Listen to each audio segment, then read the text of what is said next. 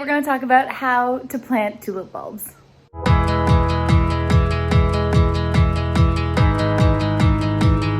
So it's in the end of the season for gardening, but it doesn't mean that things cannot go into the ground just yet. We've got a couple of bulbs that can still go in. We've got garlic we can plant, and I'm also going to be putting in more flowers to attract more pollinators to our garden next year. And I just wanted to go over how you would put them in the ground if you're going to do them, so I can show you here. I tried to do a red and white rose garden last year, but I did hybrid teas and they don't do really well in our area. They all died.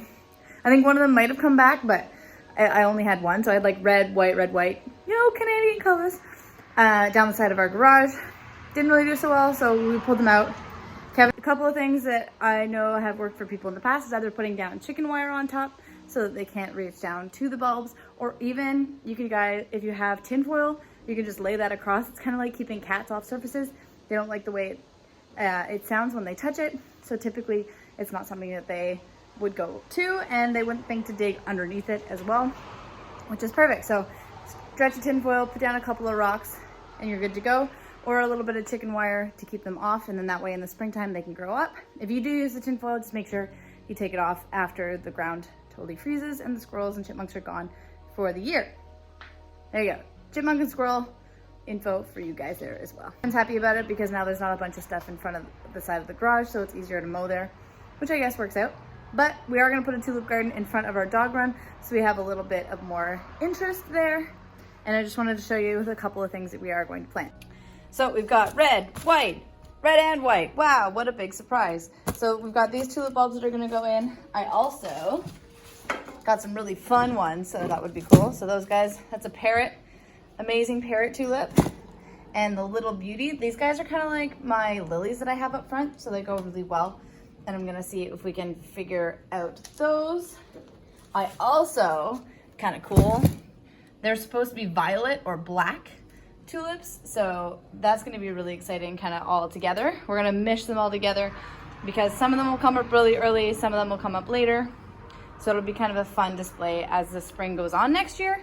Fingers crossed it works out really well. But you guys are here to learn out how to plant these. So I just pulled one of them out. So this is right way up. You want the pointy end sticking up, and the part that has the root ball start at the bottom, so that they're gonna stick in the ground just like that. The way you're going to plant them is that this bulb is about 1 inch high. So I'm gonna plant it 1 length, 2 lengths deep, and make sure that it's nicely covered. And the best way to be able to make sure that these guys have good enough nutrition for next year would be also to cover them in a layer of, if you have a tree on your property that gives you leaves, you can put some leaf mulch on top of them. That's really it. So they only need 2 depths. We're gonna space them out so that they're roughly about a hand apart, so that we have a little bit of distance between them. We have a lot of bulbs to go through here, I think. And these guys are gonna go in the ground. If you guys have any like styles that you want to see too, if you're like, oh, you should plant like these two together, because the first ones that are going to come up are, so we've got these ones will come up first, and then these ones will come up after that. Yeah, so these guys will come up after these guys. So that's how you plant them. 2 deep. If you can put some mulch on top of them, that'll be super awesome. We're gonna put these up in a cool display so that we have something fun in the front of our dog run. I can show you that area. I didn't want to put it, like, it's really windy outside right now. You probably can't even tell. Yeah, your messy garage. But I didn't want to film it outside so you guys could actually hear me. But these are the colors we're going with, and I will show you guys in the spring what they look like. The other thing that I actually didn't mention is squirrels. So a lot of people ask, how do you keep squirrels and other animals from digging up your bulbs before they can come up in the springtime and give you these luxurious colors? Hopefully you can hear me, but I just wanted to show you the area where the bulbs are gonna go. But it's kind of weedy up front, you know, we've got all this space not being used for anything. So right up front here, we're gonna be doing a section in front of this block and a section in front of this block, and we're gonna be having the bulbs come through. So we're gonna put the bulbs in here so that we've got a display in mid and late spring. And I think that'll be kind of cool. So thanks so much for watching. I hope that you guys found this valuable. So remember, when you're planting tulip bulbs, you're going to plant it twice the length of the bulb deep and offer some mulch on top. You're gonna go a hand width apart. That's the same for garlic as well.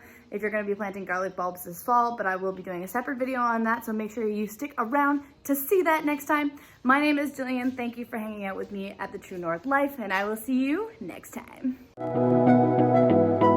We can pretend that we're just friends, yeah, but who are we kidding?